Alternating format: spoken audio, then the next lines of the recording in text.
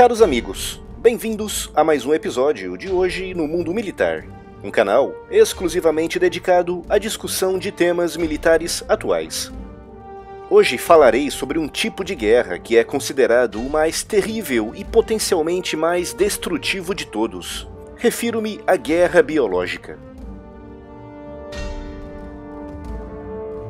A guerra biológica envolve o uso de toxinas biológicas ou agentes infecciosos com o objetivo de incapacitar o maior número possível de pessoas, animais ou plantas.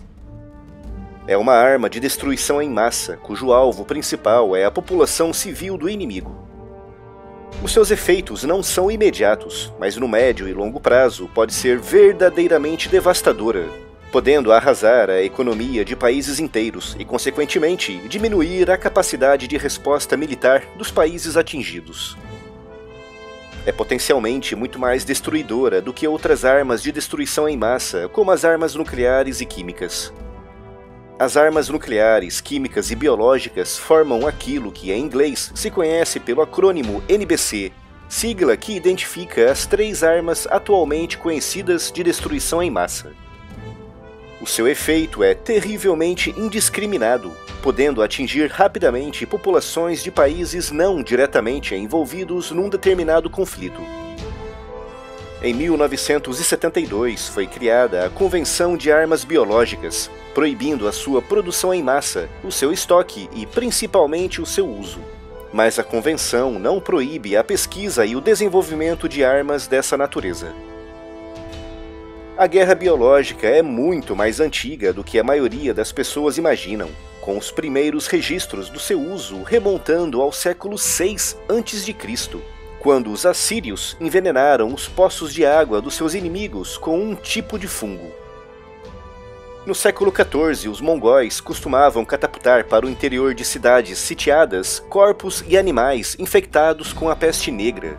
E no século XVIII há evidências que apontam para o uso da varíola por parte dos britânicos contra índios nativo-americanos na Pensilvânia.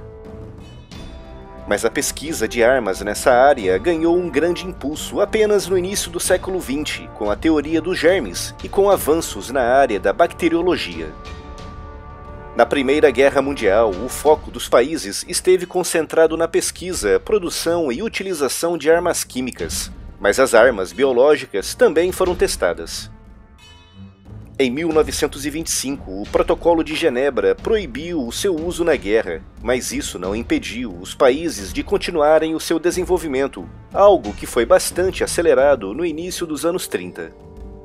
Nessa época, o país que mais investia nessa área era o Japão, através da sua terrível Unidade 731 na China. Nessa unidade, os japoneses realizavam experiências com humanos para o desenvolvimento de armas biológicas, o que culminaria com a sua utilização em massa contra a população civil chinesa.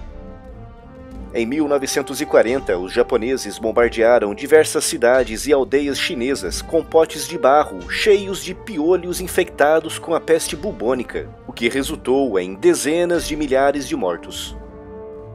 Acredita-se que cerca de 500 mil de chineses foram mortos através do uso indiscriminado de armas biológicas japonesas. Na Europa e nos Estados Unidos, as pesquisas também avançaram, resultando em grandes estoques de botulismo, antrax e brucelose, mas não há registro de terem sido utilizadas na guerra.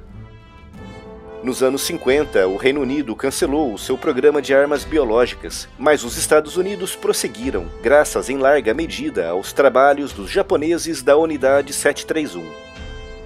Apesar dos crimes cometidos, alguns dos técnicos que trabalharam naquela unidade foram levados para os Estados Unidos, onde trabalharam no programa norte-americano de armas biológicas.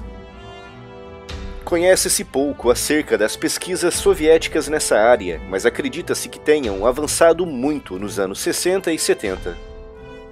Apesar da Convenção Internacional de Armas Biológicas de 1972, muitos países prosseguiram com pesquisas nessa área, com destaque para a União Soviética, que apesar de ter assinado o tratado, continuou produzindo e, principalmente, estocando armas desse tipo em grandes quantidades, até pelo menos o início da década de 80. Em 1979, um acidente com antrax soviético contaminou dezenas de milhares de ovelhas na região da cidade russa de Yekaterinburg, com casos sendo registrados a mais de 200 quilômetros do local do acidente. Para o nível de destruição que é capaz de causar, é uma arma tremendamente barata e fácil de ser produzida em massa, ao contrário, por exemplo, das armas nucleares.